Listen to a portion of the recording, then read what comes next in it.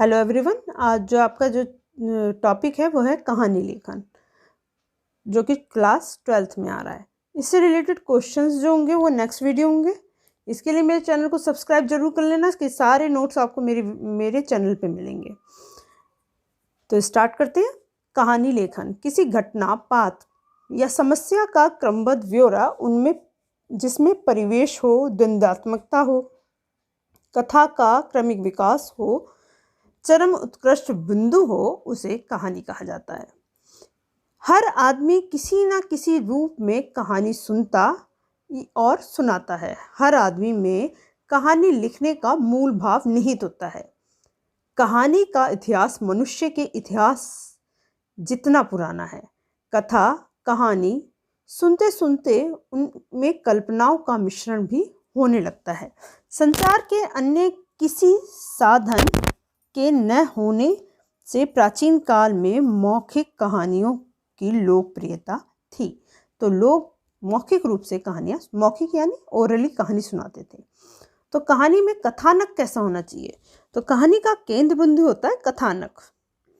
कथानक कहानी का एक संक्षिप्त रूप है जिसमें प्रारंभ से अंत तक कहानी की सभी घटनाओं और पात्रों का उल्लेख किया जाता है। फिर कथानक कहानी का प्रारंभ नक्शा होता है। यह कहानीकार के मन में किसी घटना, जानकारी, अनुभव या कल्पना के कारण आता है। कल्पना कथानक के मिल जाने के बाद कहानीकार उसे विस्तार देने में जुट जाता है और विस्तार देने का काम कल्पना के आधार पर किया जाता है। तो कल्पना उसमें होनी जरूरी। कल्पना यानी सोच हमारी। कहानीकार की कल्पना कोरी कल्पना नहीं होती है, बल्कि ऐसी कल्पना होती है जो संभव हो। तो कथानक का सूत्र ही लेखक को एक परिवेश देता है, पात्र देता है, समस्या देता है। इसके आधार पर लेखक संभावनाओं पर विचार करता है और एक ऐसी काल्पनिक ढांचा तैयार करता है जो संभावित हो और लेखक के उद्देश्य को से भी मेल खाता हो। तो जब वो सोचता है किसी कहानी के बारे में, तो वह उसकी कल्पना के साथ जुड़कर उस कहानी का पूरी तरह से निर्माण करता है। अब इसके बाद है द्वंद्व का तत्व। द्वंद्व होता है युद्ध, यानी कोई विरोधी भास होना। तो कथानक में प्रारंभिक, माध्यम व और अंत होता है। पहले प्रारंभ होता है, फिर बीच में मध्य होता है, देन उसमें अंत होता है, लास्ट। तथा कथानक को आगे बढ़ाने में द्वंद्व का तत्व महत्वपूर्ण होता है। यह कहानी में रोचकता बनाए रखता है। द्वंद्व के तत्व से अभिप्राय है परिस्थितियों में इस काम के रास्ते में यह बाधा है, यानी एक बाधा समाप्त हुई तो आगे कौन सी बाधा आ सकती है। द्वंद्व मतलब रोक आना, की चीज़ें रुक रुक के चलना, बीच बीच में परेशानी आना। द्वंद्व दो विरोधी तत्वों का टकराव या किसी की खोज में आने वाली बाधाओं, अंतर्द्वंद्वों आदि के कारण पैदा होता है। कहानीकार अपने कथानक में द्वंद्व के बिंदुओं को जितना स्पष्ट रखेगा, कहानी भी उतनी ही सरलता से आगे बढ़ती जाएगी। तो द्वंद्व होना बहुत जरूरी है। और क्यों होना जरूरी है? कि उससे हमारी कहानी बढ़ती है, उसमें रोमांच आता है, मज़ा आता है। इसलिए कथानक का स्वरूप बन जाने के बाद कहानीकार कथानक के देश, काल तथा स्थान को पूरी तरह समझ लेता है और कहानी को प्रामाणिक बनाने के लिए यह आवश्यक है। अब पात्र कैसे होने चाहिए? देश, काल, स्थान तथा परिवेश के बाद कथानक के पात्रों पर विचार करना चाहिए। हर पात्र का अपना स्वरूप, स्वभाव और उद्देश्य होता है। पात्रों का अध्ययन कहानी की एक बहुत महत्वपूर्ण और बुनियादी शर्त होती है।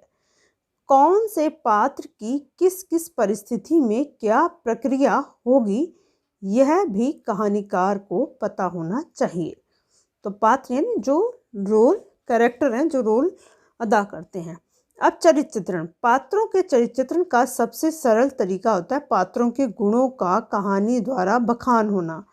लेकिन यह तरीका पुराना हो चुका है। पात्रों का चरित्र चित्रण और उनके क्रियाकलापों, संवादों तथा दूसरे लोगों द्वारा बोले गए संवादों के मध्य में ही प्रभावशाली होता है। पात्रों का चरित्र चित्रण पात्रों के अभिरुचि के माध्यम से भी होता है। तो पात्रों का संवाद अब कैसा होना चाहिए? कहानी का संवाद के बिना पात्रों की काल्पनिक कल्पना करना मुश्किल है।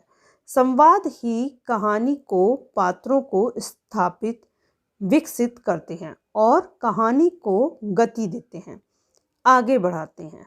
संवाद लिखते समय यह अवश्य ध्यान में रखना चाहिए कि संवाद पात्रों के स्वभाव और पूरी पृष्ठभूमि के अनुकूल हो। वह उनके विश्वासों, आदर्शों तथा स्थितियों के भी अनुकूल होने चाहिए। संवाद लिखते समय लेखक गायब हो जाता है और पात्र स्वयं संवाद बोलने लगते हैं। संवाद छोटे, स्वाभाविक और उद्देश्य के प्रति सीधे लक्षित होने चाहिए।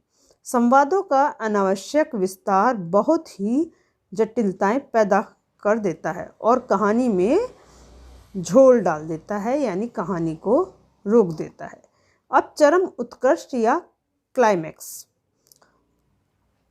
चरम उत्कृष्ट कहानी का अंतिम पड़ाव होता है। भावों या पात्रों के प्रति अतिरिक्त अभिव्यक्ति चरम उत्कृष्ट के प्रभाव को कम कर सकती है। कहानीकार को प्रतिबद्धता या उद्देश्य की पूर्ति के प्रति अतिरिक्त आग्रह कहानी को भाषण में बदल सकते हैं। चरम उत्कृष्ट पाठक को स्वयं सोचने व लेख की पक्षधर की ओर आने के लिए प्रेरित करते हैं करें, लेकिन पाठक को यह भी लगे कि उसे स्वतंत्रता दी गई है और उसे उनके जो निर्णय निकाले हैं वह उनके अपने हैं। अब अंत होना चाहिए। अंत कैसा होना चाहिए कि कहानी लिखने की कला सीखने का सबसे अच्छा और सीधा रास्ता यह है कि अच्छी कहानी पढ़ी जाए और उनका विश्लेषण किया जाए।